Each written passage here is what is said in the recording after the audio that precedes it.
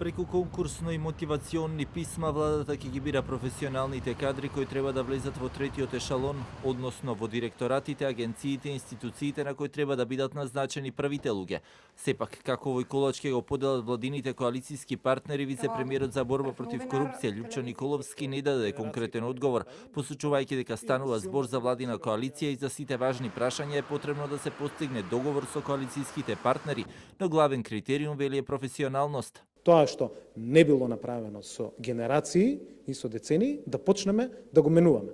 За тоа зборувам и за такви пракси, за такви модели и начини на одлучување кои што ќе ги имаме. Секако, ова е коалицијска влада, се знае одговорноста пред граѓаните на кого ја дале и дека на вистина за реализацијата на владините политики, како што премиерот предлага соодветен тим и кабинет, одговорноста ја носиме по однос на тоа, но надвор од тоа отвараме процес и можност да навистина секоја добра идеја, секој добар предлог и секој капацитетен човек да навистина се вгради во она што следи во следните години во нашата земја. Премиерот Заев пак и денеска посочи дека очекува до 20 октомври да завршат одлуките за поставување раководни лица, но конкретни имиња не прецизираше. Нашиот план е некаде почетокот на октомври да почне целата таа постапка, со желба до кај 15-20 октомври да заврши. Но институциите имаат своји раководни кадри кои што работат, функционират и немаме намера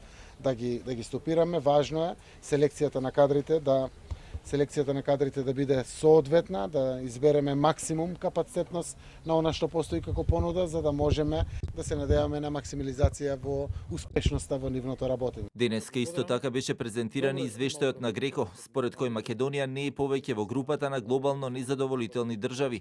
Ова тело на Советот на Европа се занимава со мониторинг на антикорупцијските скандали и укажува дека нашата земја ги применува препораките кои се даваат. Сепак во делот на борбата против корупцијата и домашните антикорупционери вчера апелира дека е неопходна измена во 19 закони со цел борбата против корупцијата и непотизмот да биде ефикасна. На дел од законодавството пак му дадоа позитивна оценка, но велат не се применува во целост.